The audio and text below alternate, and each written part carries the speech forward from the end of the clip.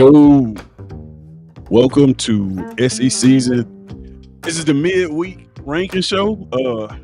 Midweek, dead square in the middle of SECZN. Got my guy Nick Fraser. Nick, how you doing today, man? Doing good. How you feeling? Can't- How you feeling? Doing oh, good. Y'all all right? Y'all all right? Y'all all right? yeah, yeah, I thought I had lost you for a minute. I got you back. Is that is I'm are the here. are the mics okay? Is this my mic?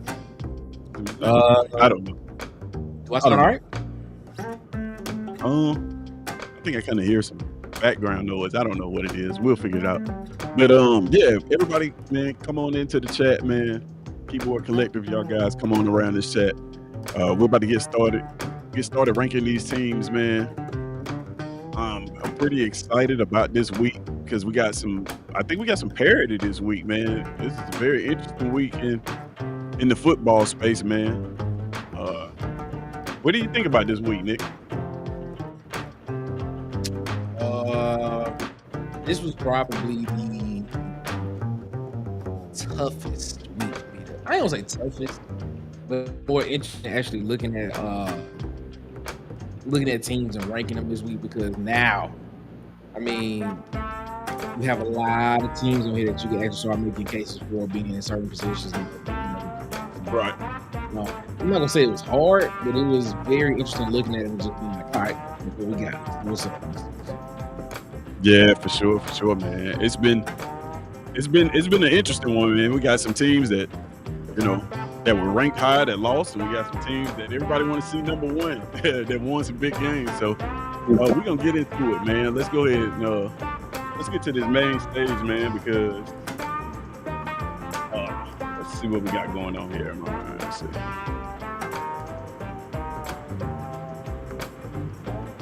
Hold on 1 second here, guys. All right. Yeah, sorry about that. I think it was just the intro. May have had some background noise or something going on. I don't know. But you hear me loud and clear right now? Yep, he Okay, good. cool. He good. Cool. All right, guys. My apologies for running late. I actually got the chance to tour the SEC office today. So that was Oh, interesting. We got a little bit of content of that coming soon, man. Um, so yeah, we about to go ahead and get into it. Nick, man, how you doing? I think we already passed that part, right? You said you're doing fine. yeah, man, we Uh, doing great. We doing yeah, great. yeah. So let's go ahead and go to the ranking stage real quick, man.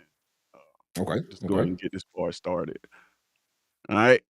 There we have it. We already got some people in the collective making some comments here. Let's take a look at what we got. We got Dwight. He said Dwight got his list ready, man. Dwight always come with his list ready. That's why I like when Dwight come in because Dwight criticizes, but Dwight always has his list ready.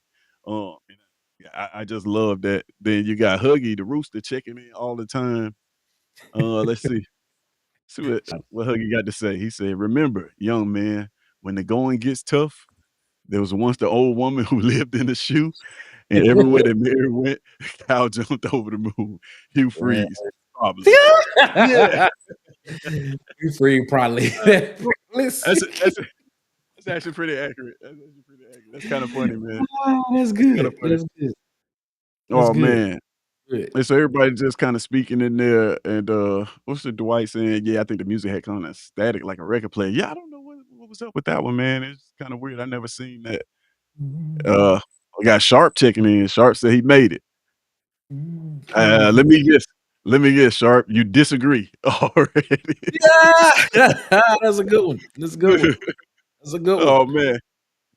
Oh That's man, but yeah, everybody gather around, man. We're about to go ahead and get into these rankings, man. I won't belabor the point, but before we got to do just a tad bit of housekeeping, man, to make sure that we got everything all set up. Like I said, man, I apologize. I'm coming in late, so I feel like I'm missing something. I'm all over the place, so excuse me for that. Uh, but Sharp saying I disagree. That's funny. All right, man. So, first of all, man, if you are joining and you are not part, if you are watching and you are not part of the Keyboard Collective, I would highly suggest that you join the Keyboard Collective today. That way, hold on a second. And that way you can keep abreast of what we're doing here on the channel. And let's see here. And I think they're taking members.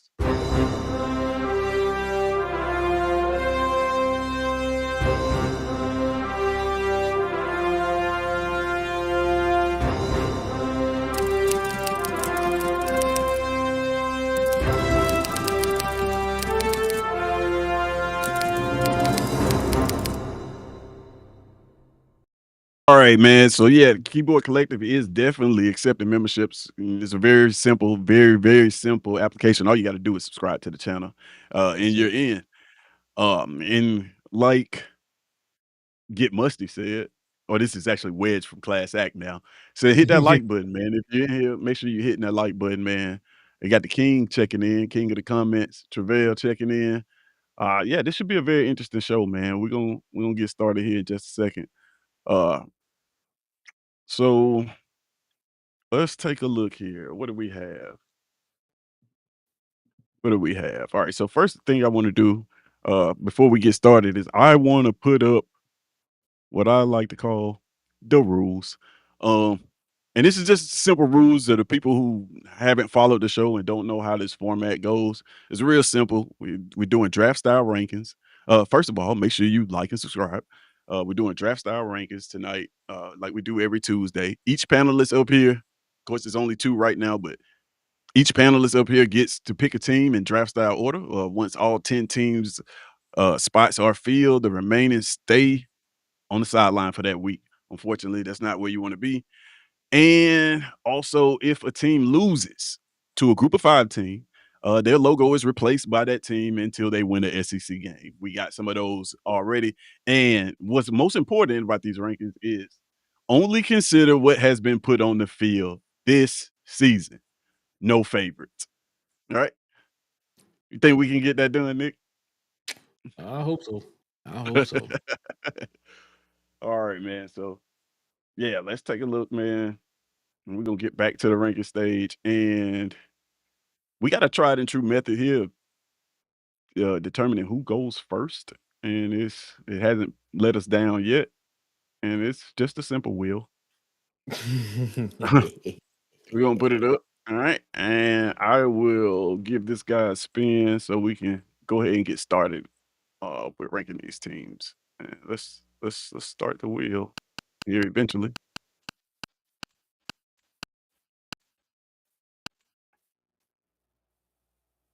Ah, it's Tez. I'm All right. Tez. All right. All right. All right. All right. All right. All right. All right. All right. So we'll go ahead and get started here, man. We got the clock set up for the 3 minutes so we can talk about these teams as we go along. Like I said, this should be a very interesting show. You guys in the chat, make sure you drop in your top fives, your top tens. Make sure you participate. This is the best way. The best way to be a member of this collective is to participate in the chat. So make sure you're doing that, man. Let everybody know what you think about this list uh, and what you it says you should put y'all names up there multiple times so I can see it, so it can be better. That's a great idea. That's a great idea, Dwight. That's a great idea. I'm gonna do that next time for sure. Especially if we don't get a lot of more people to join. Yeah, yeah, we'll put our names up there. And that way, multiple times, that way it'll be better on the spin. All right. So I won't belabor the point. We're gonna go ahead and get into this right now. All right. So with the first pick that I have, the number one team in the SEC, I am going to pick the Texas A&M Aggies. Yep. Yes, sir. Yes, sir. I'm gonna go with Texas A&M. Again, undefeated team. Um, Mhm. has been very, very productive. One of the surprising teams here, I think. Um, Let me start the clock. So when you look at Texas A&M's schedule, you're looking at a 6-0 football team, 3-0 in the SEC. Uh, Big win at Notre Dame, which is I think still carrying them for real, for real. But then you got the win versus Florida, which was impressive. The Auburn win wasn't the most impressive win, but they still were able to get it. And defensively, they've been nothing short of amazing. Outside of I think that UTSA game and the Utah State game where they gave up a bunch of rushing yards, other than that, their defense has been lights out. I don't know how many third downs they submitted to Florida, but I know Auburn and Mississippi State, out of 23 attempts, they only converted those 2 teams only converted 1 third down out of 23 attempts. So that's super, super Midpoint State was that impressive. team. Yeah, yeah. Yeah, Mississippi State was that team. The third down. So, what you think about that pick, Nick? Yeah, that's I agree with you wholeheartedly right there. Texas A&M number one. I think a lot of people say they are the most complete team in the conference right now. I mean that's debatable. I mean you can make an argument for some other teams that are one loss teams too as well. You can actually make an argument for probably a 2 loss team as well. But no, I mean I don't disagree with that one at all, man. Texas A&M, it seems as if they are catching their stride, and they are looking like they're about to catch their stride on to the rest of the season. I mean, they do have a schedule down the back half that could, where a loss or two could happen. But I mean, I think right now they are the best team in the conference right now, number one. After do it this week, we'll put it like this week. Yeah. So just mentioning in that schedule down the back half at Arkansas, at LSU, but you got a bye week at Missouri. Where you think they could trip up at? Because I don't see too many. Well, of course, you go on the road in the SEC is always a tough task. Well, here's the thing: you look at they've been aided by being at home the first half of their schedule. I think they've only had one That is road game. very true. So, you looking at that back half. I mean, you have a South Carolina at home and Sanford at home, and so now you about to see what type of team this is on the road. You got a glimpse of it from Notre. You got a glimpse of it at Notre Dame. They had to come back and win at Notre Dame. You had to come back and win at You had to go back and win a Notre Dame game. Well, you had when you play Notre Dame on the road, you had to come back and win that game. Let me get it out correctly. But Right. now you about to go on the road to an Arkansas team that went head to head with Tennessee. And of that nature. LSU, even though the offense hasn't been that impressive, LSU's defense has been really really good this season. Missouri, Yeah. who's a really good team, South Carolina, even though they lost, they got beat by Vanderbilt. A majority of their games have been they've been competitive in their games. I think you give them Sanford. You never know. Any day, any day, anything can happen. But then, of course, Texas, man. It seems as if, Listen, at Texas at the end of the year, yeah, you that's never know. They have a good defense. It looks like they found some sort of running game. So yeah, that's uh, at the end of the season. That may be an interesting one to look at, man. yeah. I mean, and yeah. I look at that one and I say that's still a rivalry game to a degree. So we'll see Yeah. what happens with it, man. So it'll be interesting. Yeah, yeah, yeah. I'm looking forward to the rest of this season, specifically for them, man. I don't know what this. It's like I'm getting feedback or something in my mic. I'm not sure, but we'll figure it out. For me, Um, no, I think it's on my end. I'm not sure. If you're in the chat, just let me know if you can hear that. Sounds like static or something. I don't know. I really don't know what's going on with that, but it may be on my end. I'm not sure.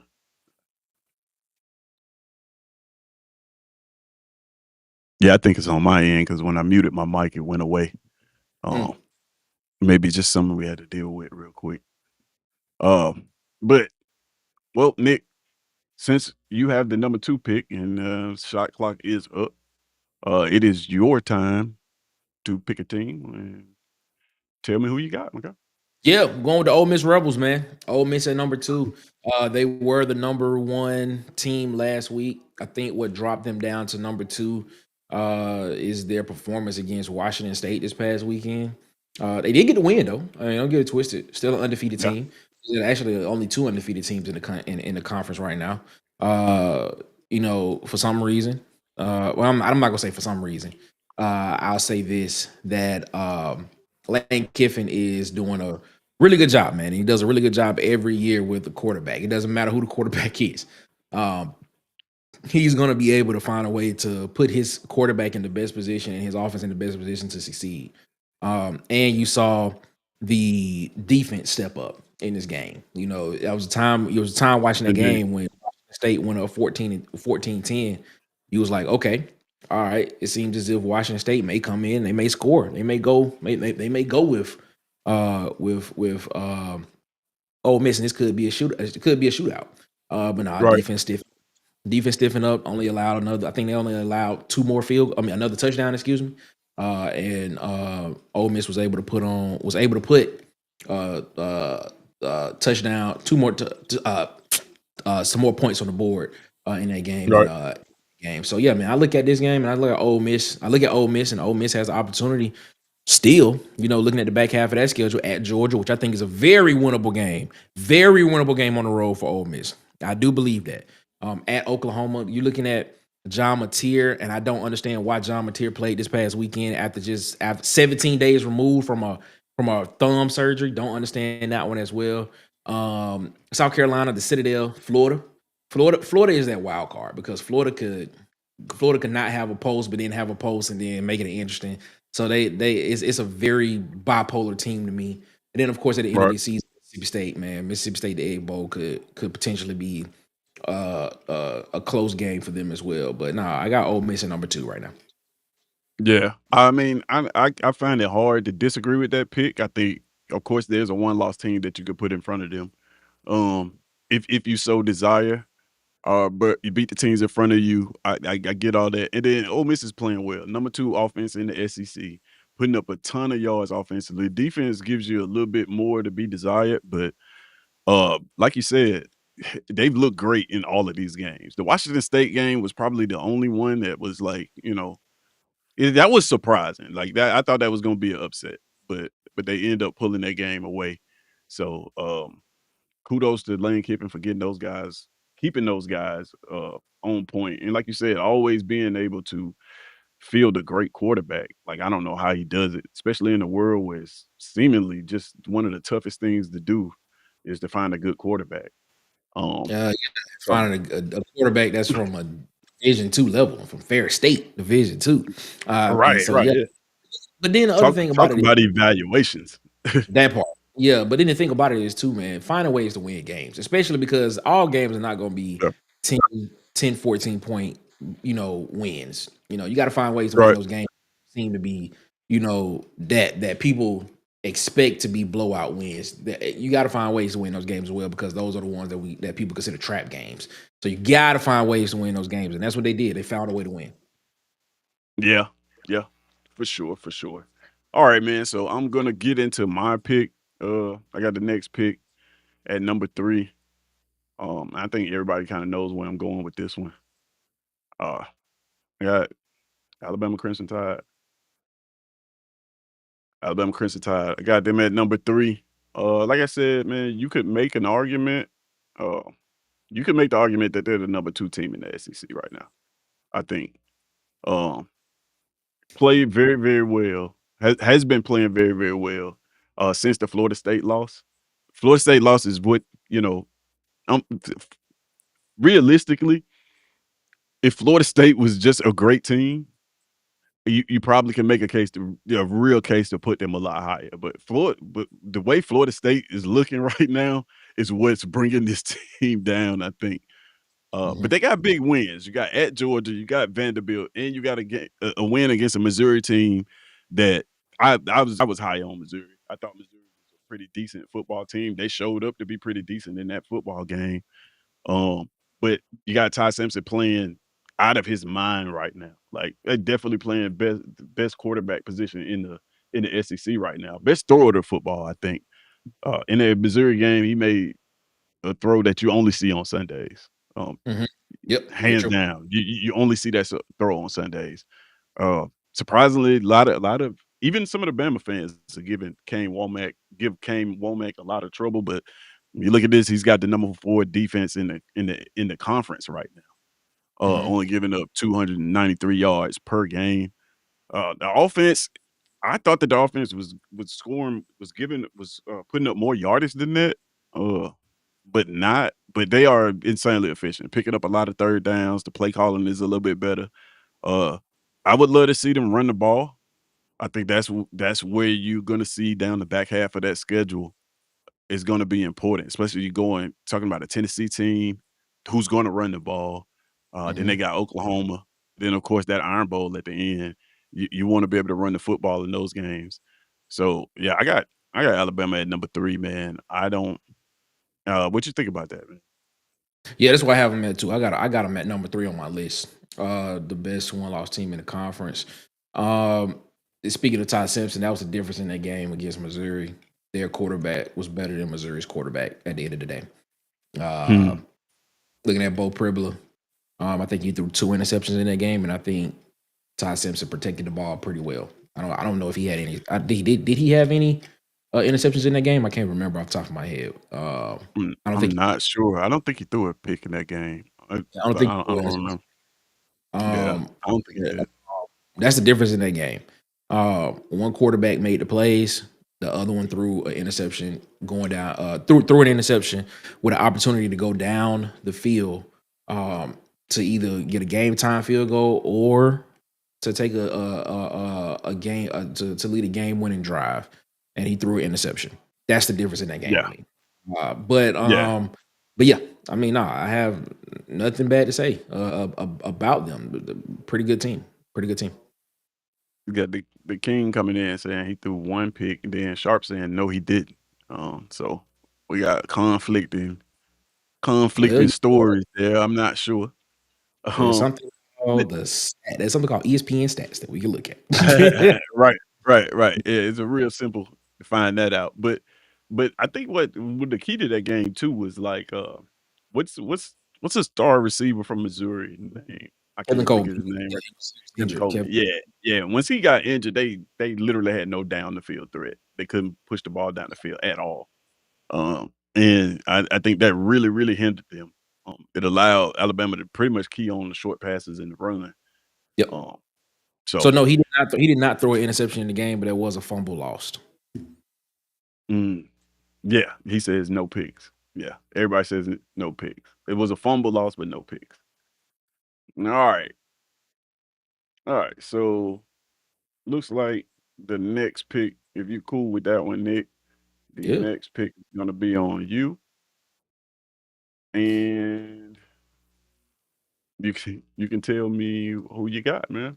This should start getting interesting right here, Yeah, actually. yeah, yeah. This is interesting, man. And I wanna hear you guys in the chat opinions on these next picks because I think 1, 2, and 3 are the same on everybody's list. They may be in a different order, but like here is where this list starts getting interesting. It was difficult for me going through this part. So yeah, let me hear your pick. Nigga. Let's see. Yeah, so looking at who I have as the number 4 team in Mm. the conference.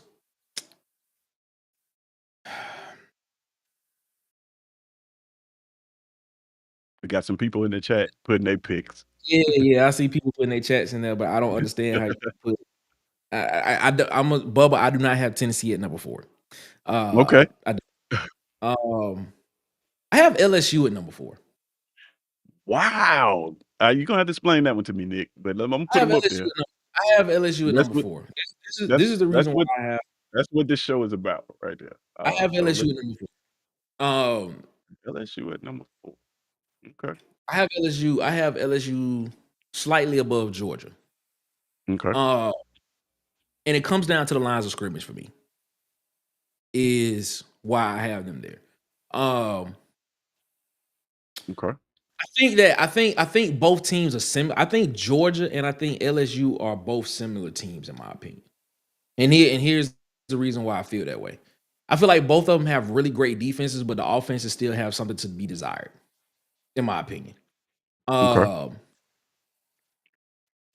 when you look at the games, and I make this because I look at South Carolina and Florida. I mean, I look at South Carolina and Auburn as being somewhat similar as well. And LSU played South Carolina, Georgia played Auburn. Both Right. teams, both teams played each other this weekend. It was both similar games. In that situation, I think it was the exact same score, 20-10, if I'm not mistaken. Yeah. Um, Yeah, it was. and it was the exact same score. Right. And I look at this, and I look at how the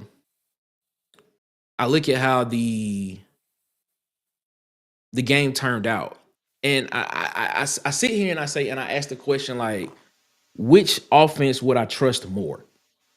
Because I think both defenses are going to do enough to stop other teams. I do. I Mhm, believe that. But which offense do I trust more, and which lines of scrimmage do I trust more? And right now, mhm. I trust the LSU's more on both sides. So when I look at that, I'm saying, yeah, I gotta go. I'm a ride with LSU on this one because, yeah, man, it's tough for me because I got them back to back. I got LSU over Georgia on my list. I got LSU 4, Georgia 5. Um, Mhm. yeah, that was the deciding factor for me. The lines of scrimmage and which offense I trust more. Okay. That was that's what it was for me. That's I mean, you look at they both got the same record, 5-1. They both 2-1 in the conference. I mean, excuse me, Georgia's 3-1. I think LSU's 2-1. So they played one extra conference game. Right. But yeah, I gotta go. I'm gonna put LSU over Georgia right now. Um, I don't have LSU. I don't have LSU right there. In fact, I don't have LSU ranked nearly that high. Hmm. Um, yeah, I don't. I got Georgia right there, man. The reason why I don't have LSU that high is because when I look at, like I said, it's who did you beat for me? Um, when I look at them, you got to win versus Clemson, but Clemson's not a very good team. Hmm. Clemson's not a very good football team. The only team worth any salt that they've played and won, that they play is really Ole Miss, and they lost that football game. Now, albeit that was a lot closer game than people thought it was at the time because LSU was struggling. Um, but I don't believe in their offense. I just But you don't. Uh, but we have Ole Miss as the number 2 team in the conference right now. that's true. That's true. And I give LSU credit for that. Uh, but again, it's like, man, who did you beat? Who did you win? Who did you beat? And their best win right now, would you say is at Clemson? Would be their best win at Clemson? Or South Carolina at home, maybe? Here's the thing. This it would have to be between the Clemson and South Carolina. But it all Right. depends on how you view South Carolina though. Because like if you think Florida is a bipolar team, then South Carolina has to be that same thing as well. I mean, because let's Mm, let's let's let's let's let's be honest. If you watch the South Carolina LSU game, there was a call in that game that kind of went LSU's way again for 2 years in a row. That could have been a different game. You know what I'm saying? It's the same thing for Georgia. This past weekend as well against Georgia. I'm pretty sure everybody has heard all Auburn podcasts talk about the calls and stuff and the officiating. So when I talk about both teams being the exact same and being somewhat similar, that's what I mean. Like both of those games could have went either way against two teams that I consider in Auburn and South Carolina to be somewhat similar, in my opinion. mm. I feel So you. when if you're looking at two alike teams, what was the difference in that game in those games? They were two calls by the officials that could have been that if went a different way could have went another way and tipped the scale to tip the winning scale to the other team. So and it ended up being the same score, literally 20-10. So I'm sitting here and I'm saying, okay, this is interesting. So that's the reason why that's not the reason why. Like I said, the reason why I have LSU up there is because of which lines of scrimmage do I trust more and which offense I would trust more down Okay. the stretch. But when I look at those two opponents and who I consider to be two alike teams in South Carolina and Auburn, and LSU and Georgia played those two teams this past weekend, they look similar to them. And so which one do I trust more? I'm right Mm. now, right now I'm trusting LSU. And this is nothing new because I've always been saying from the beginning of the season, I did not trust Georgia's lines of scrimmage at all from the beginning of the season. But you know, it is what it is. Yeah, I mean, like I said, these are a lot of one-loss teams. I think you can mix all these teams up, to be honest with you. So I don't disagree with the fact that LSU deserves to be in that mix. I just don't think that they've got a win that would put them as a top 5 team in the SEC right now. Uh, so I mean, that's my pushback would be like, who did they? What win would you say was it's top 5 worthy? Uh, so that would be my only pushback for it. I want, because we already, you can already put number 5 there because I'm pretty sure you putting Georgia at 5, correct? Yeah, yeah, I'm Okay. putting the Georgia So, Bulldogs at number 5.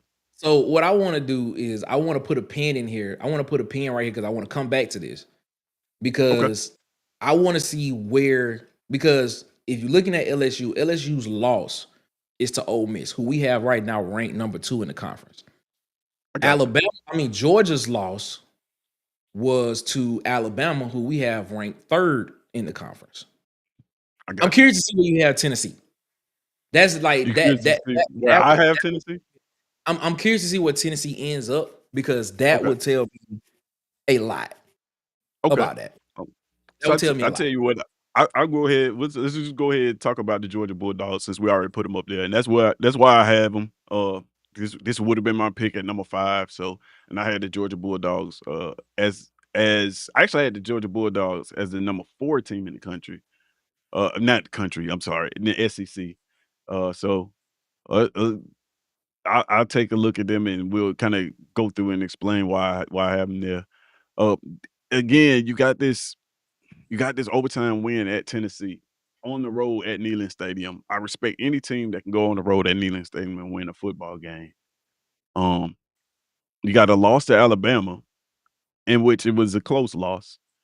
And then they beat Auburn, of course, which was a struggling offense. But you honestly, statistically, they're a middle of the road SEC team, like on both sides of the football. They're eighth in offense, 7th in defense.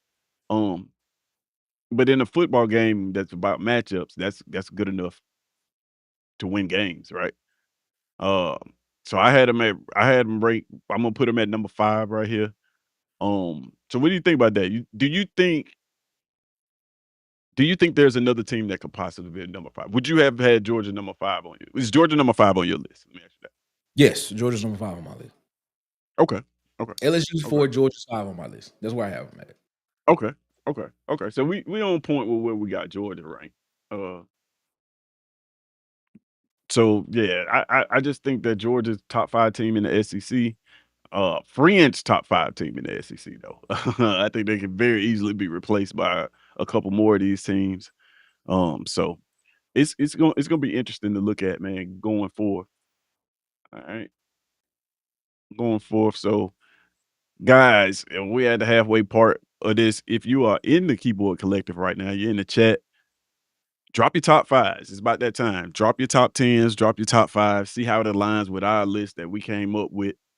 And then I'm gonna go through some of these comments real quick, and we're gonna get right back into it. Mhm. Let's see. I don't know. I'm gonna try not to get all of them because a lot of these are just people speaking. Uh, oh, this was when Dwight said we should put our name up there multiple times. Uh, Sharp saying, "I wonder who said this." I think he's referring to the Texas A&M thing.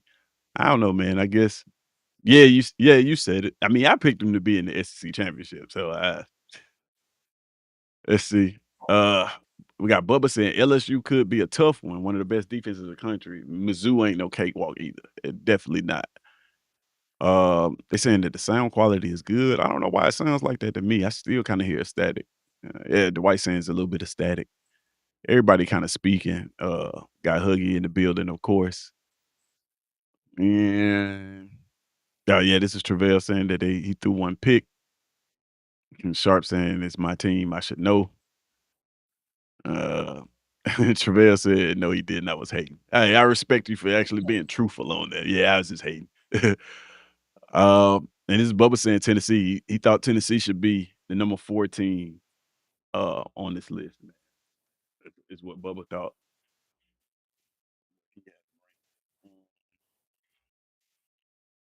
So let's see what else we got. It's got Travell saying tie for Heisman. He's up in the list. He's up there right now. And then Bubba saying ill. He does not like tie for Heisman. That's very very true. So let's go through here. I want to get down to says LSU over Georgia. Stop it. All right. Then we got Travell telling him to slow down. Says Alabama ain't winning the Natty this year, Sharp. That's what Travell said. And we got Bubba saying my disdain for Brian Kelly will not allow me to have them until it's personal, I guess. I get that. I get that. Uh, and then we got Sharp doing his best president impersonation with the fake news. Then we got this is Jacory. Jacory, is this your first time here, man? If so, welcome to the collective, my guy. And we don't have to ask you who your team is. We can see it in the logo, man. We can see it in the logo. All right. So said righteously, bro. I think the list looks acceptable. So far, I think it's good. Little bit of controversy on there. And Dwight's list. Let's see what Dwight's got. Dwight's got Alabama at number 1. No surprise there. Ole Miss and Texas A&M. Those are the top 3 on everybody's list. So that's pretty consistent. He's actually got LSU at number 4 as well. So he agrees with you, and Georgia at number 5. So our lists are exactly the same as what Dwight's got. And then the rest of it, he's got. I'm sorry, let me put it back up. And the rest of it, he's got Tennessee, Texas, Oklahoma, Mizzou, and Vandy. All right, that's interesting, man. That's not exactly where I have him, Dwight, for that second half, but we'll see. We'll see how it lines up. All right, and then we got Bubba dropping his list, man. He's got A&M at 1, Alabama 2, Ole Miss 3, Georgia, Tennessee, Mizzou. 7, he's got LSU, Brian Kelly is a bum. Make sure you iterate that. And then we got Texas at 8, 9, OU, and then Vandy at 10. Okay, that's an interesting one too, man. Everybody's kinda lining up with the same one. Um, The Vanderbilt. and then it Interesting. says I can see switching 2 and 3. So Alabama, get them a 2 and 3, and then 4 and 5, Georgia and LSU. Yeah, yeah. I think a lot of people kinda have the same thing. I think that's exactly what Dwight has, if I'm not mistaken, Huggy. And then we got Jacory saying, "Yeah, this is my first time," and I can't say those words, man, because my mama will get on me if I curse, so I can't say that, but I welcome you. I welcome you. Again, man, if you guys are watching and not subscribed, please subscribe right now. If you're not liking the video, please like the video right now. And we'll do it right now on the count of 3. Everybody, I'll give you guys on the count of 3. We're gonna go like the video if you haven't liked it. So 1, 2, 3, go. And we're not moving on till you like it. I'm just kidding. But yeah, go ahead and like the video, man. And share it. Share it with somebody that wants to see this, man. I think it's great content. You guys think it's great content. So share it with somebody so they can be a part of this too. We're trying to get more members of the Keyboard Collective. Um, more members of the Keyboard Collective on board here at SECZN. And as always, Keyboard Collective is constantly accepting feedback.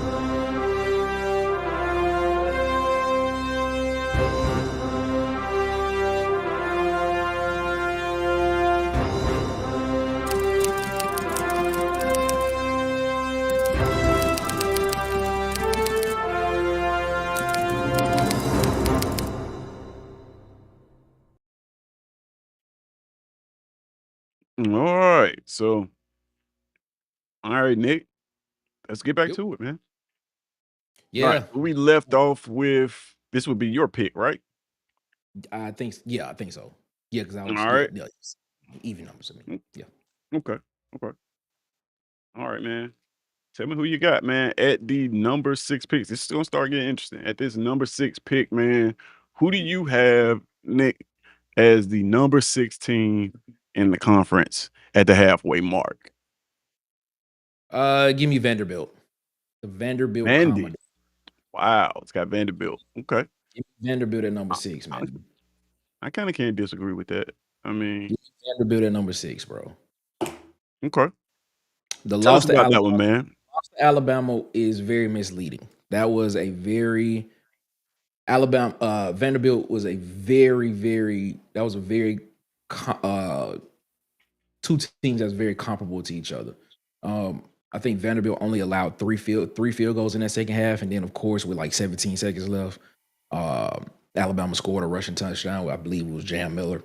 So that 30-14 looks worse than what the actual play on the field looked like. Vanderbilt is a legit team. It's a legit team. Right, Um, I look at that, man. I look at the come from behind win over Virginia Tech. Yeah, we all know right, Virginia Tech fired their coach after that. Depends on how you view right. South Carolina. Depends on how you view South Carolina in that same vein.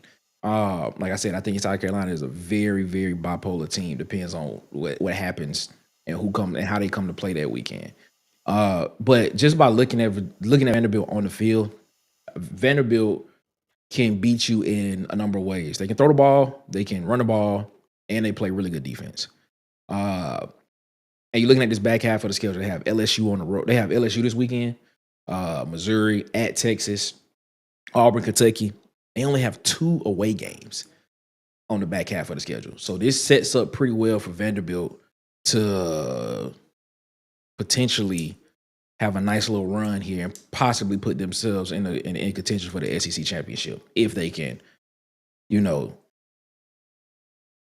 survive that back half. But nah, man, I got Vanderbilt at 6.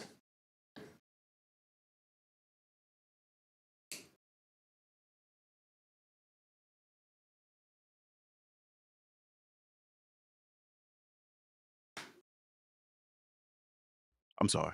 Yeah, I don't have Vanderbilt at 6. I'm sorry.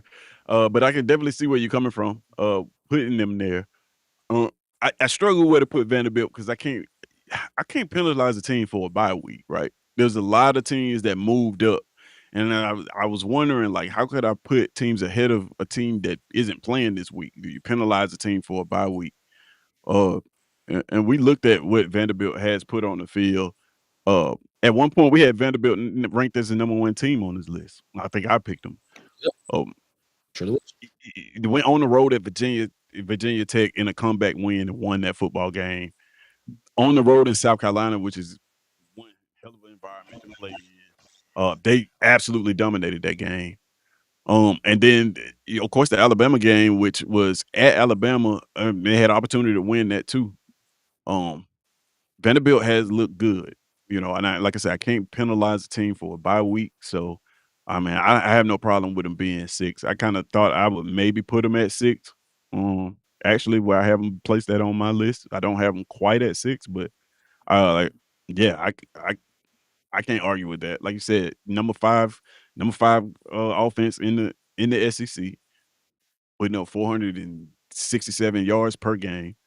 That defense is, top 10 in the conference. Uh, I think Alabama actually is to to blame for them dropping to number 9. I think they were a little bit higher before that game. But yeah, I can't argue with that, man. Not too much. I mean, like I said, I don't have them right there, but I could see why you would put Vanderbilt right there. A lot of people had them at 10 though. I'd be interested to the guys who put you if you put your list in the chat, man, and you had Vanderbilt at 10, I saw 2 of them. Drop a quick line and tell me why you had them ranked so low. That would be I'm interested to hear that. All right. So moving right along, my guy, we are at number 7. Right, and I'm gonna go with the next team I had on my list, and I think everybody's kind of been waiting on this team to come off the board. I'm gonna go with Tennessee. I'm gonna go with Tennessee. Yeah, I had hold on a second. All right. Okay. Yeah, I got Tennessee right there at number 7 because the one loss football team, they've looked extremely well. Actually, I have on my list, I have Tennessee a lot higher than that, to be honest with you. Um, Not a lot higher. I actually have them at number 5. Tennessee's a good football team, man. In my opinion, Tennessee's a good football team. Tennessee has that one loss to Georgia in overtime. They played 2 overtime games, which is crazy. Um, but I mean, lost one and won one. Now, going to overtime against Mississippi State on a lot of people's list doesn't look well. But if you watch Mississippi State play offense, you understand why you end up in the overtime game against Mississippi State. Uh, but everybody else, they pretty much handled pretty easily. They went in, neutral field, beat Syracuse, dominated Eastern Tennessee State. Of course, that's nobody, but you're putting up 70 some points. Dominated UAB. A win against Arkansas. That Arkansas game is tricky too because their offense is pretty decent. Even though they fired their coach, I still think that on the offensive side of the ball, Arkansas is pretty good. Mhm. Mhm. But I got Tennessee right there. The number one offense in the conference. They are putting up a lot of yardage, running the ball, passing the ball. Um, Surprisingly, that defense is ranked pretty low. But I think a lot of that is because they run offense so fast that defense just doesn't, have a lot of time to be they're on the field a lot, is what I'm saying. Mhm. What you think about that one? Yeah. That's exactly why I have Tennessee on my list. I have them at the number 7 spot. Okay. Yeah, I look at it. Tennessee's a good team. But when you look at when you look at Arkansas, right? Arkansas is in that game, and that was a okay. I say this: when you talk about Georgia, right? People expect every time you play Georgia to be a tough game, right? So Georgia just gets Mhm. that inherent respect as all right. This is going to be a tough game. Georgia's on the road. Georgia should be able to make this Mhm. game, right? Tennessee came out in that game, went up 21-7, if I'm not mistaken. That game Right. ended up a tie ball game. Going into the end of the game, Tennessee had a chance to win that game with a field goal, missed the field goal, win in overtime. Georgia ends up winning. All right. You look at that Arkansas game. That was a back and forth game. There was no set like if you would have if there were no records, you would have thought Arkansas was probably middle of the tier conference team. At one Mhm. point in time, it was a 17-17 game. I think Arkansas got up on them at one point in time. Tennessee came back, Yeah. and that was and then it ended up being, I think the final score ended up being a 34-31 game. There's still something missing when you watch Tennessee on the It football field it that it is, man, and you just there's can't figure out what yeah, it is. You're right about that. you still can't, you just can't, you cannot put your finger on it. And the reason why I have Vanderbilt ahead of them is because I look at what Vanderbilt did in that game against Alabama. Correct? Right. Vanderbilt, if Pavia does not fumble the ball, Vanderbilt goes up 14-0, and that's probably a different game. It's probably a different Mhm. game with the way the defense was playing against Alabama's offense. Um, you see it in Vanderbilt. They come out in the second half, Alabama adjusted to what Vanderbilt was doing and made them throw the ball. So it kind of threw him out of whack a little bit. I don't know if the crowd noise got to him or whatever it was. Right. But at home, I look at Tennessee and I'm like, man, Arkansas just fired a coach. Yes, Bobby Petrino is what a lot of people consider Bobby Petrino to be a offensive mastermind. But what people fail to realize is the whole defensive side of the ball was fired as well from Arkansas. Yeah. Yeah, that's wow. Their defense came in and was able to play with them for a while. But it ended up being more offensive at the end of the game, and Tennessee's defense wasn't able. Well, they were able to make a stop to end up winning the game. But there's just something missing with this Tennessee team that I just look at and I'm just like, I don't know yet. Like, yeah, they're a good team. Don't get it twisted. They're gonna win some games, but I look at them like when it gets to the big game, do they have enough to actually get over the hump? And we talk about the Mississippi State win on the road. Mississippi State Right. is a team just learning how to win. Right. opinion. They're learning how to win. And Tennessee is literally a more talented roster than what Mississippi State is when it came to that part of the game. But yeah, it's just something about the Tennessee team that just has me that's missing there. That's just missing. Like they have everything there except like that killer instinct to just go win the football game when need be against good teams or teams that they are comparable to. So yeah, I got them at 7 right now. I mean, they got a chance. They got to go to Alabama. They go win in Alabama. Yeah. That's a different story. You know, you still have Oklahoma, and you still got Florida and Vanderbilt at the end of the season. So those are 4 games right there. Kentucky's not a good team this year. I mean, even though Kentucky will play hard, they're still not a good team. You never know New Mexico State. Auburn fans, we know that.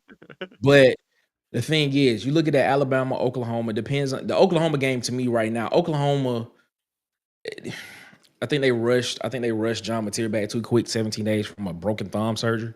I agree. But yeah, but you know, that Oklahoma game is up in the air for me a little bit, but Florida could definitely be a situation at Florida in the swamp.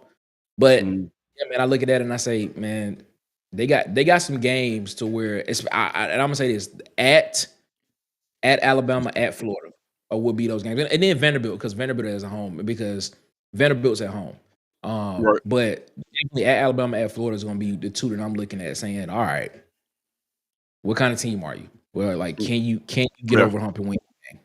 I think those are the two games on this that, like you said, would be the toughest for them to win on the road at Alabama, at Florida. Listen, that Oklahoma game is still, I think, gonna be tough too, even though it's in Neyland. Yeah. That defense, you know, Josh Heupel likes to run the ball. He's spreading the field to run the football, and I know we saw Texas run all over Oklahoma, but trust me, that's not easy to do. It's gonna be that's gonna be an interesting game too. But yeah, that's about where I had Tennessee, man. I don't know. You guys in the chat, man, let us know what y'all think about that one. All right, so let's get back to the ranking stage here. Let's see. This pick is on you, my guy. So with the next pick, tell me who you got, man, as the number 8 team in the SEC midway through the season. Missouri. Okay. Yeah. Missouri. Missouri's a good team. You got Missouri. Okay. Missouri's a good team. Missouri's a good team. That's exactly where I had Missouri. Missouri's a good team. That's what I have. Exactly what happened. I got Missouri at 8. Missouri is a really good team. And like I said, you watch that game against Alabama. Like I stated earlier, the difference in that game was Ty Simpson was just a better quarterback that day than Bro Purple. That's literally what it was. Literally what it was. Ahmad Hardy was able to run the ball against Alabama's defense. Man, I look at it and I'm just saying, yo, Missouri's defense was able to keep the game close, from part.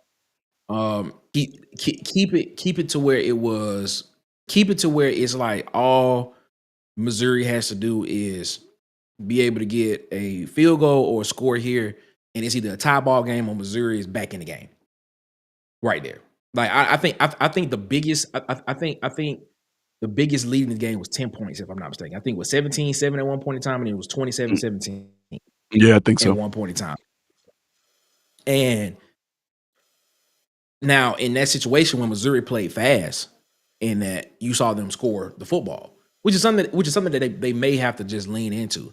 But Ahmad Hardy is a different dude, bro. That dude was able to run the ball against stacked boxes. The wide zone was working for Missouri in that game. But to your point earlier when you talked about Kevin Coleman not being able to be effective in this game, that probably downfield vertical game in this game as well. Because maybe Bo Privilege, that's who he's comfortable with. And things stuff like that. So when you take that guy out off the field, you kind of maybe you don't have the confidence in the other receivers as much as you have in that guy. But Nah, man, Missouri is a really good team. Now they have this. They have the same problem where they're gonna have to start beating teams that they're not supposed to, Right. as well, so that they can get that respect too. But nah, Missouri is a good team, man. Yeah, yeah, I agree, man. I agree. Like I said, that's exactly where I had them ranked. I had Missouri ranked at number 8. Um, just for all the reasons that you stated, man.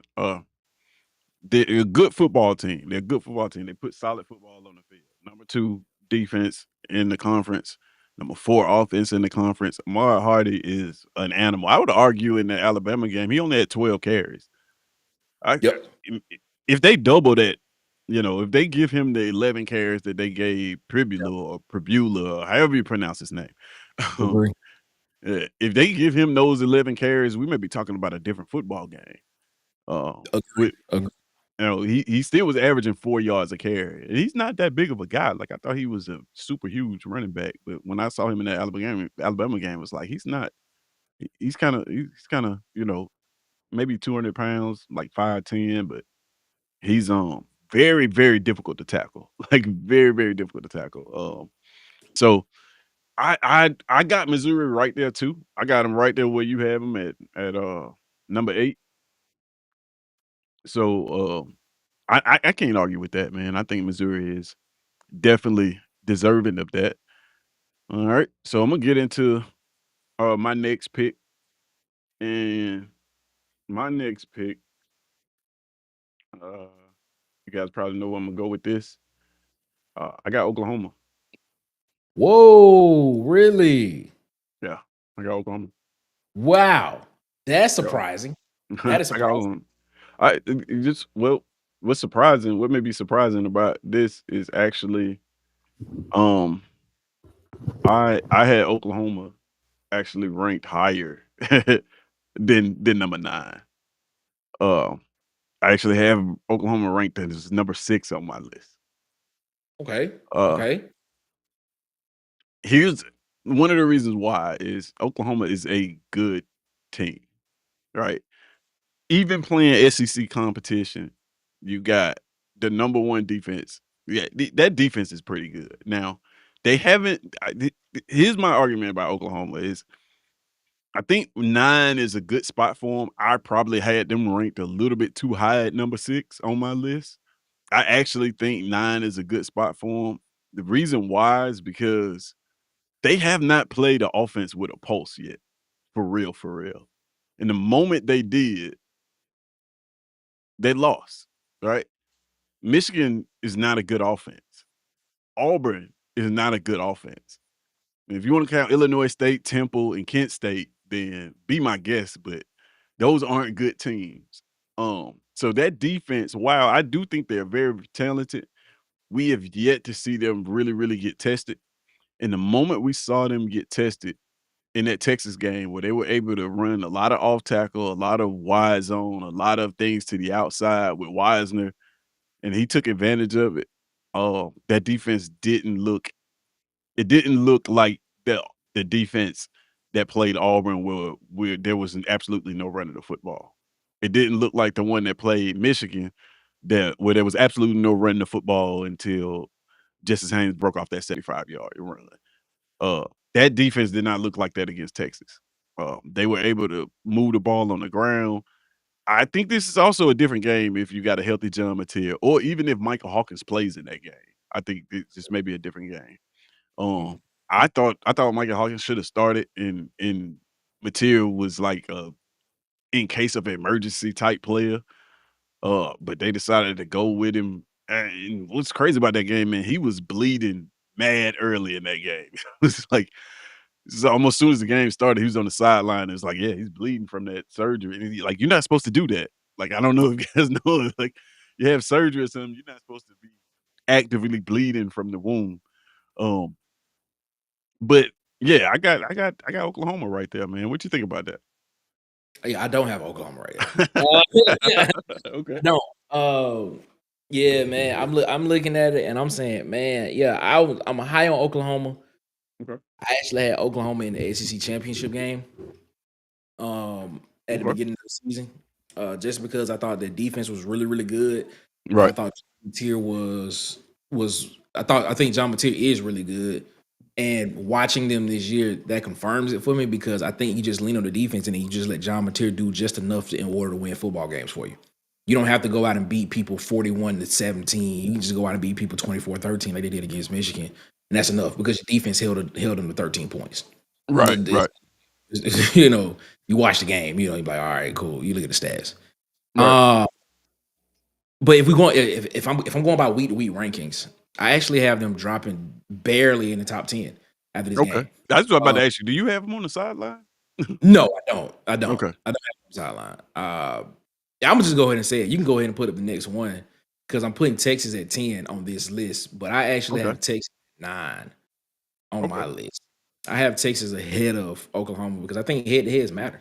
I think Yeah. that matters as well too. I got you. In that situation, and Texas beat them. Yeah. Yeah. But I can understand. I'm trying. I can see. Uh. I can see a lane of why Oklahoma would be there, especially with what Texas has on the back end, and what Texas has looked like the first 6 weeks, 7 weeks, 8 weeks of the season, whichever however many weeks we done played so far. It was Right. 7 weeks of the season played. So I can see that. Which defense do you trust more? Do you trust Texas's defense or Oklahoma's defense? Do you trust a healthy John Mateer in the offense with Oklahoma over what seems to be a struggling, you know, Arch Manning and Texas offense? This Mhm. depends. You know, I can see why you would put Oklahoma over them. But yeah, man, I actually in my personal list, I actually have Texas over Oklahoma in this game, just on the week to week. Okay. I mean that's fair. We could talk about these two picks at the same time, kind of. So I do want to ask you this. I do want to ask you this because this is interesting. So in your opinion, the head to head trumps uh Texas's loss to Ohio State and them having a 2 in the loss column. It does. It does. Yeah, I think so because we've been on record saying that we've said it plenty of times that we think that Texas probably has the best loss in the country. At Ohio State. Uh, yeah, Oh, at okay. Ohio State. I'm sorry. Uh, is what we said. We said that you know plenty of times on the show that we think that Texas has the best loss in the country to Ohio State at Ohio State. Right.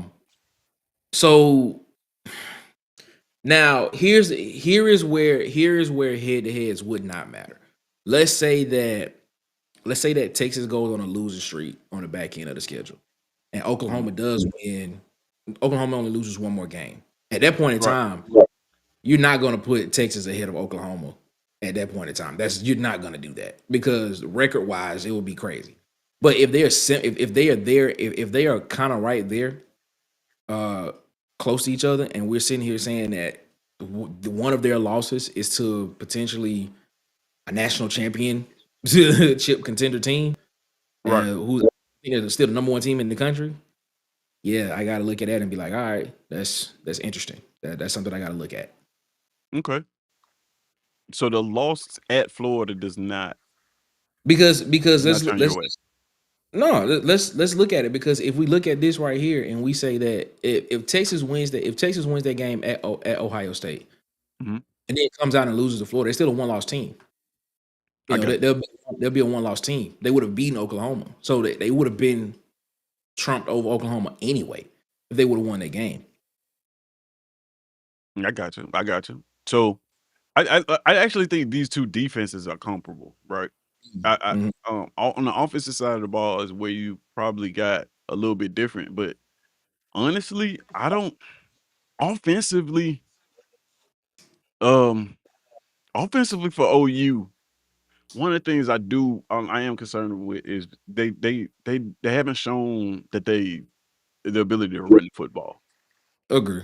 And I just feel like the back half of this schedule, at South Carolina, at Tennessee, at Alabama, you're gonna have to run the football at some point. You're not gonna beat these teams without running But the football. here's the thing, though. They can beat teams with defense, and Oklahoma's defense is that good. You know, It's I it think is it is good, but what goes hand in hand with good defense is running the football. no, I agree with you. No, I'm not disagreeing with that sentiment at all. I'm not disagreeing with it at all. But what I'm saying is, when you look at this back half of the schedule, right? If I think defense travels well That's in true. in, in the majority of the cases, I think you can lean on the defense if you're game planning the game, which is something that Hugh Freeze needs to understand. What I'm about to say, if you have a defense that is very above average, almost to the level of great to almost elite, if you Right. can lean on that, if you can lean on that defense to keep you in games and be able to sustain drives with the offense, law averages tells us that some of those offensive drives are going to bust open. Something's going to happen. You're going to get field goals. You're going to keep getting field goals. You're going to get touchdown here, something like that. But because of my defense, the strength of my team, I can lean on that. You know, the longer I can keep them off the sideline, Mhm. and I can keep them off the field, keep them on the sideline, keep them rested. I can keep my offense on the field and sustain drives. May not be trying to score every drive. I may be trying. My game plan may be, all right, if I can get 3 points out of this, I or got if you. I can play field position in this game and stuff like that, my defense will be well rested enough to be able to get to keep their offense from scoring points. So that's what it is, and I think Oklahoma has one of those type of defenses to where they can lean on the defense and win games with that. Same, I don't want to. This is I yet to be think seen. This is yet to I be seen. I don't want to say they're 2021 Georgia or 2021 Georgia just yet, but I think they have the ability to be that. I so I think eh, I hear what you're saying, I really do. But I just think that at some point they're gonna have to score some points. And it against good teams, right? So against Michigan, who has we know they have a pretty decent defense. They put up 24 points. Against Auburn, they put up 29 points, but we know how that game went. And I just think that the back half of this schedule, you're not gonna be able to. I don't think you're gonna be able to go to Neyland Stadium and lean on your defense. You're gonna need points to win that game. Mm, okay. I think in Brian Denny, you gonna need points to beat Ty Simpson in that offense. You're not. I don't think your defense is gonna be able to. Oh, okay. To your I, point there. To your point there. I'm gonna ask you this question. I'm gonna ask you this question. To your point. okay. To the Alabama point. Do you think Vanderbilt needed points to beat Alabama? Do you think Alabama needed points? Because Alabama only Alabama at halftime, that was a 14-14 game, and all Alabama did was just kick field goals the second half. Until Mm, 17 seconds left, they scored a touchdown. Now that 23-14 was enough to win the game for Alabama. You know, mm, we're sitting here saying that if Vanderbilt did not fumble the ball on their second possession, they go at 14-0. Vanderbilt's defense is good enough to potentially, the way they were playing that game, they were good enough to stop Alabama's offense and slow them down, stop them from scoring, and play keep away ball basically. mm. So Point my taken. point, so my so I, my so I, my interesting point. so my question is, and it's the same thing. It's the same thing with now the Tennessee one. I can see your point there because uh Tennessee can score and they can Mm. score fast. They can. But I'm just saying to that point, like would you say that would you say that you could play keep away ball and play defense that way? I think. I mean, you could play keep away ball, but it's just tougher to do when you can't run the football. And they don't have like an air raid offense. They're not running like the Mike Leach system where they running the ball through the air constantly. Mhm. I just Okay. I don't know. Well, here's the thing. Here's Here's one here's here's one from here's Fan Addicts. let me It says, see. Nick, if OU can't run, which team left on their schedule can they beat besides South Carolina? Let's pull up the schedule. Let's take a look and see. Let's take Yeah, a look and see. let's Because take a look at it. I was about to make this So I put this this comment back up too, so you can kind of. Yeah, It's a shout out to Fan Addict, man. Shout out to Fan Addict yeah, Sports. shout out to I'm Fan Addict, man. I was about to make this this comparison here. Do you think that with Oklahoma's offense, do you think it's enough to just have Blaylock and Mateer as your running threats in the game? Um, I think they would Yeah, love to I think they would love to have Jaden Knott produce some but yards. Jay Knott is apparently I don't what is up with Jay Knott? Last I heard he was I hurt. don't know. I don't know. That's what I heard he was hurt. You know, but then I believe I think they have Giovanni Gibson. Is Yeah. Giovanni he's the other running back. Is that enough? Is the threat of John Mateer running the football and having those two running backs in the backfield enough to lean on your defense? I just don't. I don't think so. I think that their defense is gonna be formidable. Their defense is gonna stop people from running the football. But I just think offensively, they're gonna have to find some points. And I mean dynamic points. They're gonna have to like it even Ole Miss coming into your building, coming into Norman, Lane Kiffin is gonna put up some points in that football game. He's gonna try to air it out. Like I just I'll put it to you like this. This is what I mean. And I know a lot of people not gonna agree with me on this. I'm not so sold on their defense. I'm Oh, just Oklahoma. Just not. I okay, know it says number 1 defense in the SEC, okay, but I want you to like I said, I want you to think about the teams that they built this off of. okay. Illinois State, right? Nobody. Michigan. What is Michigan's offense? Michigan has Absolutely. Michigan has looked pretty good these past couple of weeks. I would just be honest with you. They They've have. looked They pretty. look efficient, but they're not an offensive juggernaut, right? No, I'm not gonna say that. They're trying to win with defense as well. Yeah, that's what I'm saying. So Yeah. like if Michigan, like my question, like I get what you my bad, go ahead, finish your point. My bad. Oh no, then you got Temple, right? And then you got Auburn, who we know has been a shit show on offense. Um, and then you got the bye week, and then Kent State, right? They've built this number 1 in the defense, number 1 in the SEC defense off of teams who have not had really, really good offenses. And the moment they played somebody with an offensive mind for real, in Steve Sarkisian, albeit John Mintier was hurt. Yeah, Uh, I was about to say that. yeah, that defense, we saw Wisner able to run the ball on them, which we thought nobody could do. Now, albeit they ran it a lot outside, which we thought, which we in the group chat we were saying, "Hey, this is what Hugh Freeze should do. Like, why you keep running inside zone? Just run the ball outside." Um, but like I said, I think individually the pieces up front they are very good. But I would love before I crown them, I would love to see them this Ole Miss game, this Tennessee game, this Alabama game, even Missouri. These games are gonna test that defense, and you're gonna see, you know, what Oklahoma is really made of when it comes to that defense. Here is A here and do they have enough offense to offset when the defense gives up even a few yards, is what I'm with asking. what Ben Arbuckle is trying to do, and I know we talk about running the football a lot, but the system that he runs is not a system to where he's trying to get the ball in the running back's hands anyway. In situations like that, that's not what Ben Arbuckle is trying to do. A lot of it is Mhm. going to be quarterback runs off top from the jump.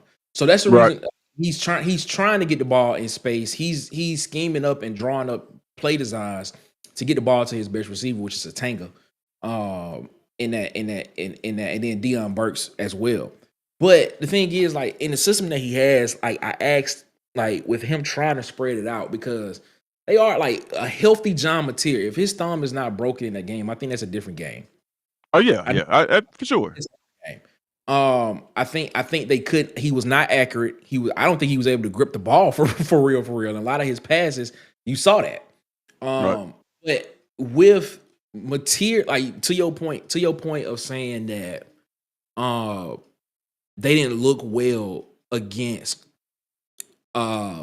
Texas, but Oklahoma's offense wasn't at full strength either. And part of that has to be has to go on the coaches because why would you play Mateer 17 days off of having thumb surgery? You must do you not have confidence in Michael Hawkins to come in and run that offense. Yeah, I didn't understand that one. Really, I didn't. But you don't he's not able to perform at his fullest in a situation to how the offense is supposed to work and how the offense is supposed to go. A lot of I think if I'm not mistaken, I believe Oklahoma had a lot of 3 and outs in the game. And that's just not Yeah, how Oklahoma's offense is set up in things like they have extended drives. They can extend drives and things and stuff of that nature. right, I would love to see that against that what you saw against other teams against Texas and how that right, game probably turned out. That probably would have still been. I think that probably would have been. Man, that probably could have been a 21-14, 24-17 type game if right. that would. But I don't know. But you know, if so, whatever the saying is. But the thing is, it didn't happen. So yeah, I mean, I get what you're saying. I understand what you're saying, but So I eh, think I think honestly, like when I look at Oklahoma's schedule, right, and to your point, when we both said Mateer probably shouldn't have played in this football game. no, he I should. think everybody in the country watching that game said the same thing. Like, why they got this guy? It and even after the third pick, it's like, why is he still Yeah, in the game at this point? that's the game, bro. Um, but I think a lot of why he played in that football game is the second half of the schedule. Um, because the first half of this schedule, they'd already navigated it. You win this Texas game. The Yeah. second half of this schedule is brutal, to be honest with you. Like this is not a cakewalk at South Carolina, Ole Miss, Tennessee. I think you're just trying to get wins when you can get them. Like I said, we talked about the Auburn game and about the whole trick play, and I was on record for saying like, hey man, I don't know if you should have burned that play against against Auburn. There's gonna be some games down the stretch where you may need to score in the red zone and you may need to pull that out. And I think Mhm. a lot of the reasons why they went ahead and did that against Auburn and they're playing the way they're playing because the back half of the schedule is not guaranteed at all. Yeah, Uh-huh. okay, let's look at the You, back you half. see you see what I'm saying? Yeah, look at the back half of the schedule for Oklahoma. Let's just say I don't think John Mateer is going to be healthy by South Carolina. But do you think a not healthy John Mateer could win that game at South Carolina with the front seven defense of Oklahoma? Um, yeah, I think they could beat South Carolina. I think they could beat Okay, South Carolina. It's gonna be a tough game though, because at South Carolina is a tough football game to win. it's a tough environment. It's a tough Yeah. environment. Oh, Ole Miss. Ole Miss is gonna be a problem for them. Okay, so you think okay, all right, okay. You think Ole Miss's defense is enough to stop Oklahoma's offense? I don't think you have to have a great defense to stop Oklahoma's offense. Even with John Mateer, I don't I they have not looked super dynamic against good defenses. Look at the Michigan game, look at the Auburn game. These defenses relatively kept them in check. But that's Had but it that's had but it that's not what been from a play, you know, you gotta think about that how that game went against Auburn. You gotta think about even the Michigan game. These offensively, I don't think for one, I think the offensive line struggles. I agree with you there. I give you You that. see what I'm saying? In the trenches up front, I think the offensive line struggles. I think that's one of the reasons you're not seeing them run the football like that. So that's what I'm saying. I don't think that their offense, I think their offense is going to have to find some way to put up points and to sustain drives as well. But Um, but to the Michigan point though, to the Michigan point, they didn't have to be dynamic against Michigan on the offensive side of the ball. yeah, you're gonna have to be dynamic against Ole Miss, Tennessee, and Alabama. You're gonna need Okay. some points. Okay. Okay. I think so. Yeah, I don't know unless something changes with those teams. They got Ole Miss at home, so that's a big plus for them. Mhm. Uh, but I'm Tennessee has done nothing but score 40 points this year. Alabama offensively that's the only game that I look at and be like, they gonna have to score points in the is Tennessee game. Tennessee. Yeah, that's the only one on the back end. That's the only one I look at and be like, they're gonna have to score points in that game to win. Because like I look at Vanderbilt. I look at Vanderbilt, and Vanderbilt is not a dynamic offense. No. And and we sit here and we had a conversation about, all right, man, Vanderbilt was driving down the field to go up 14-0 against Well, Alabama at Bryant Denny Stadium. Yeah, And well, I don't think that Vanderbilt is a dynamic offense in terms of, like, big plays, but they are a dynamic offense in terms of doing what they do well. you know, They can run up the score on you just by doing what they do well. understandable, understandable. But you don't think Oklahoma's offense can do that by doing what they do well? Not as well as Vanderbilt. I Okay. think Vanderbilt's offensive line is better than Okay, the Oklahoma. offense. Yeah, I give you that. I think the offensive line is better. I do. I would give you that. I would give you that. Yeah, and I just think in this conference, man, you gotta be able to run the football some. Even Lane Kiffin's got one of the top running backs in in the conference right now. You're gonna have to run the football well, especially down the stretch. We haven't seen it yet. This is just first half of the season. Once we get into November, like, it happens every year. Once it gets late in the season, it starts to get cold out there, you gonna need to run the football in this conference to win some games, man. It just is. I've never seen honestly, I've never seen a conference this happens in the NFL too, I take that back. But I've True. never seen a conference where, for real, it changes so much. Like, the dynamics of these teams change so much on the second half of the season. And a lot of it is because it starts to get cold. Um, if you look at, in history, like, man, down the stretch of these SEC seasons, um, yeah, it gets tough, man. And the teams that usually prevail are the ones that are able to run the football. Hmm. Week 8, week 9, week 10 into November. Like, it just it becomes about that. That's why I think Georgia actually is one of those teams that always, like, down the stretch of the season always comes through because they are committed to running the football. So I think that bodes well to them for them, like, during the second half of their season. What we have right up here now, I can guarantee you at the end of the season, it's gonna look a lot different. I can almost guarantee it's gonna look a lot different. Just because, I mean, that's just the nature of this conference from what I've seen. I do not doubt that at all. I'm gonna be honest. I don't doubt that at all. All right, man. So we at that point in the show where I ask you this same question that I ask all the time, and that is, of these teams that are on this sideline right here that didn't make it in the top 10, unfortunately, which one of them would you put up there? Which one do you think has the best case to say, hey, I deserve to be in that top 10? Mississippi State. Yeah, I agree with that. The Mississippi State. I agree with that. I agree with that. Uh, Mississippi State is what, 4-2, I think now. Yep. Yeah. Um, got the win against Arizona State, which, they don't look good now, but at the time they were ranked 12th. Yep. Um, you lost in an overtime game to Tennessee. You're right. Yep. In a game in which everybody thought they was gonna get blown out. Right. You lose in an Yes. overtime game against Tennessee. They played very well in that football game. And then Texas A&M is just on. I think Texas A&M is just on another level right now. You got Yeah, but man. Uh, I think get ready. I think for the Texas A&M, get ready for a couple of losses. That back half is a lot of away games. So yeah, we it is, isn't it? team Texas A&M really is on the road. I mean, yeah, you went to Notre Dame and you got a come from behind win against Notre Dame, which is I give you credit for that. But yeah, like you said, it changes in the back half of the season. So Yeah, that back half of the season is crazy, man.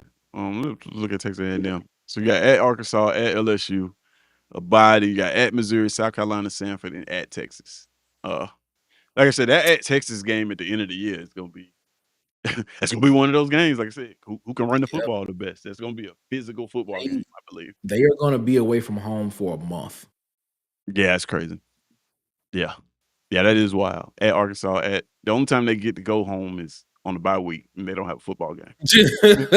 Bye week. Bye week. They got Arkansas, LSU, by Missouri. They don't go home until what?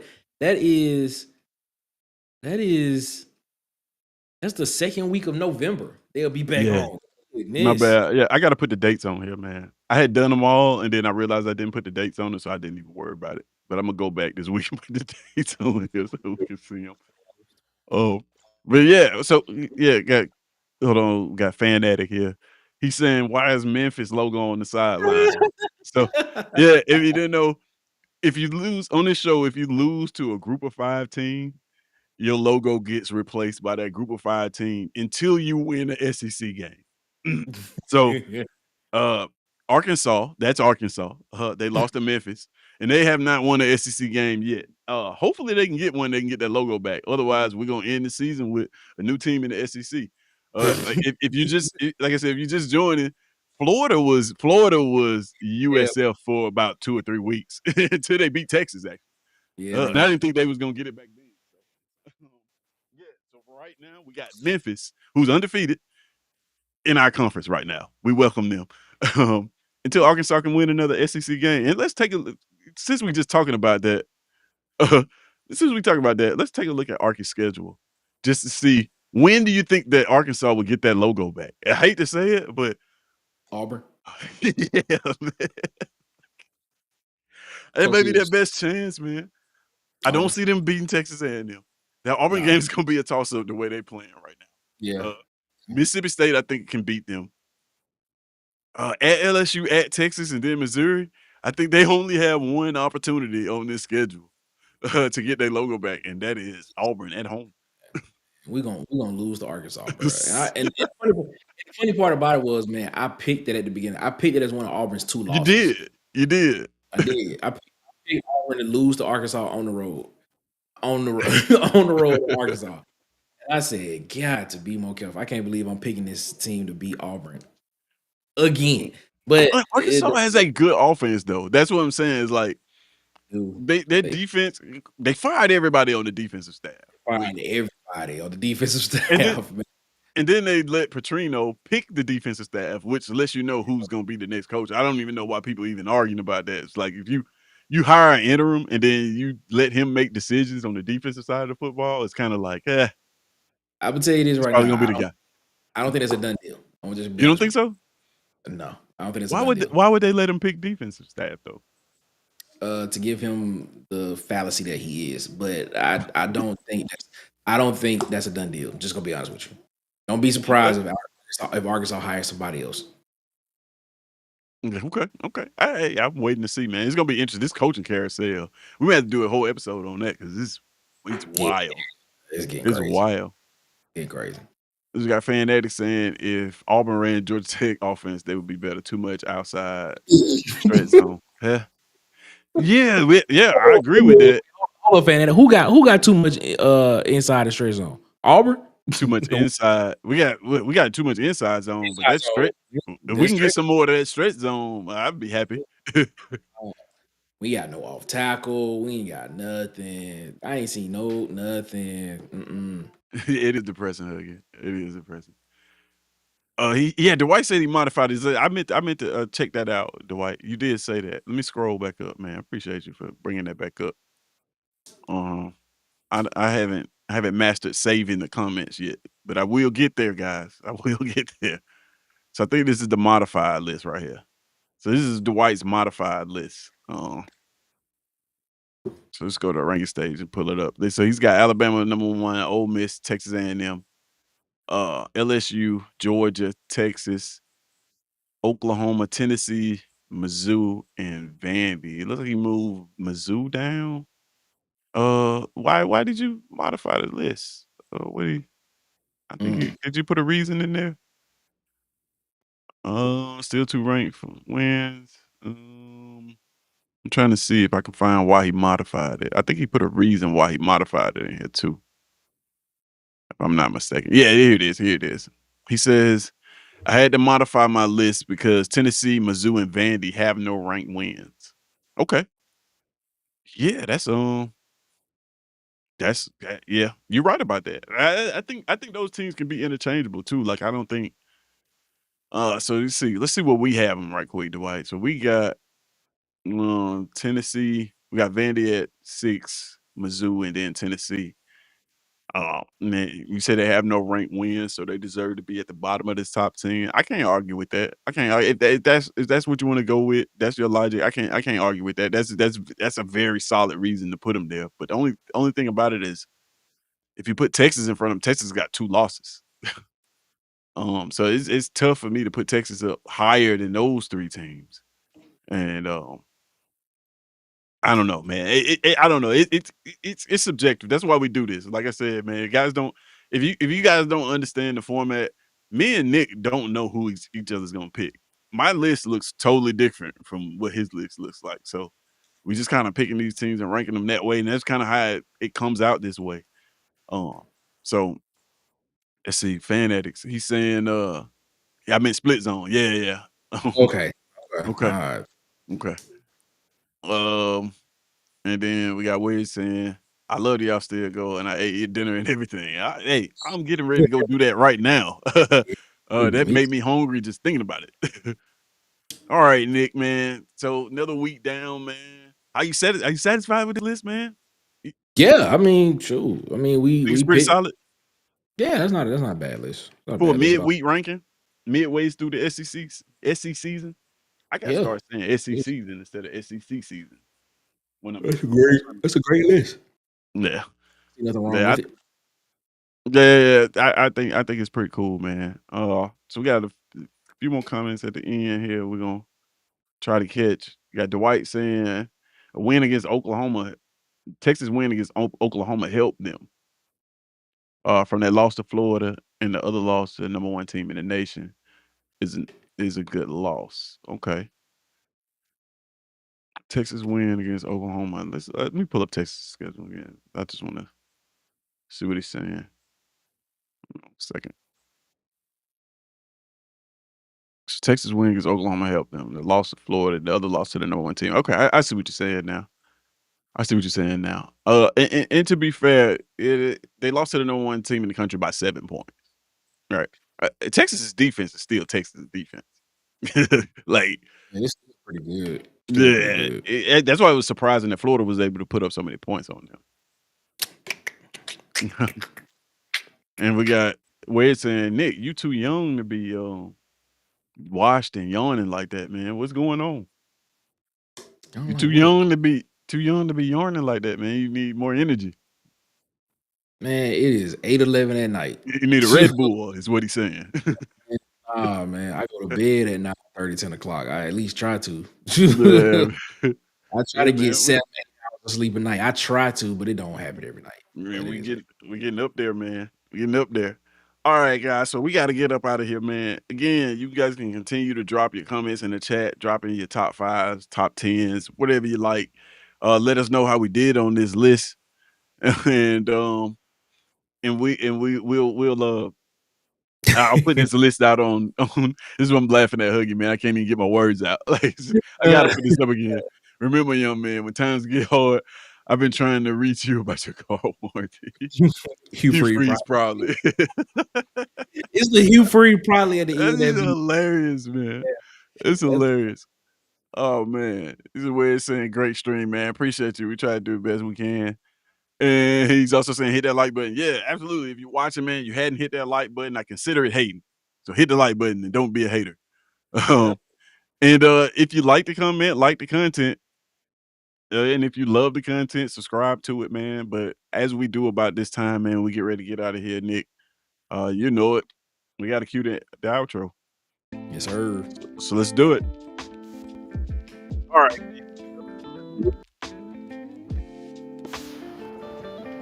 And wow, I don't know what that feedback is. But Nick, tell the people where to find you at, man. Yeah, man. Water Cooler Talk Sports, man, on YouTube, man. We appreciate y'all so much, man. We just hit the 800 subscriber mark on YouTube. Now we on our way.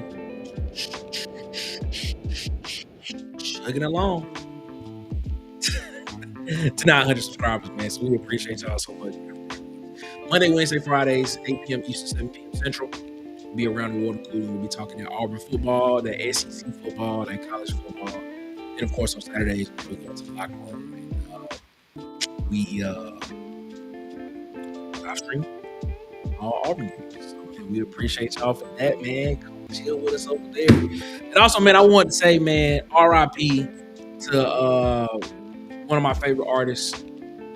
He passed away today at the young age of 51 years old, man. RIP to one of my favorite artists, D'Angelo, man. Had a bout with pancreatic cancer, man. I want to say RIP.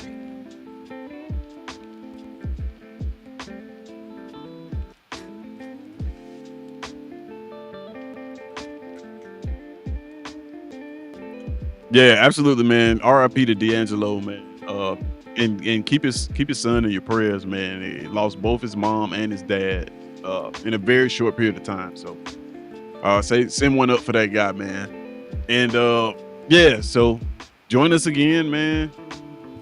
Here Tuesday, we're gonna do the same thing. I got content. I got more content coming, guys. I do. I promise you. And next time we won't have these audio issues. I don't know what's going on with this, but it's the first time for it. We'll get it fixed.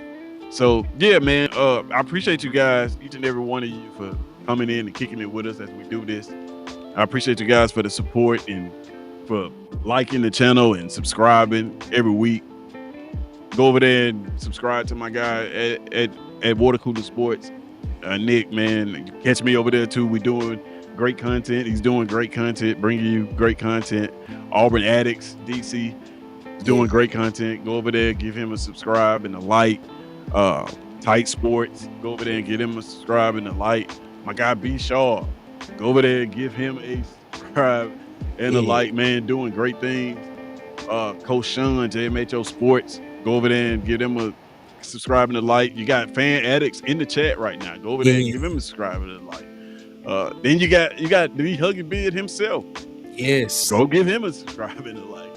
We got my guy Coach Carl on the Block Sports, man. My guy, he's out there on the sidelines coaching those kids up. Get him a subscribe and a like. If I forgot anybody, charge it to my head, not my heart.